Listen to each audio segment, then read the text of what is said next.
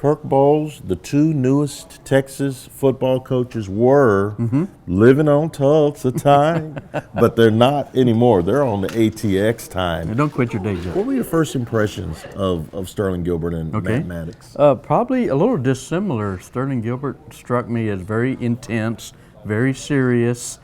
He's here to do a job and don't get in his way, kind of thing. Matt Mattox, the line coach, came off a little more affable, down home country. More Texan. Yeah, a little bit more Texan, even though Gilbert may be the quintessential Texan. What'd you think?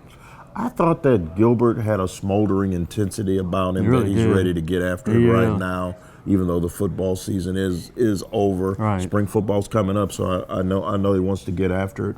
And as far as Mattox is concerned, I mean, he just seemed like more of a embraceable, down to earth type, and you know that's just what we saw at the presser. So who knows what they really are behind closed doors? Right. The way they got him in here was panned by many in the media, including a big fat guy that works at the Statesman that's not named Kirk Bohls. Oh, good. I'm talking about me. Oh, okay. Was it worth it, and will it bear fruit in the end? I don't think anybody knows. In a big instance, it may depend more on the personnel than the people calling the plays for those personnel. I asked Sterling Gilbert, would you be opposed to starting a true freshman quarterback or a JUCO quarterback? He said, I'm going to start the guy who gets the job done. I love that. I like hearing that. I do too. So, you know, he's going to consider all options, all alternatives, and I like that because to me, Sterling Gilbert came off as a no-nonsense, very self-assured kind of guy.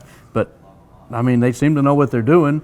You know, they've done well at Tulsa, and those two have been joined at the hip for a long time. Exactly. And finally, Charlie Strong. He's let go of, what, four of the 9 coaches that he brought in here to begin with. These are the newest 2.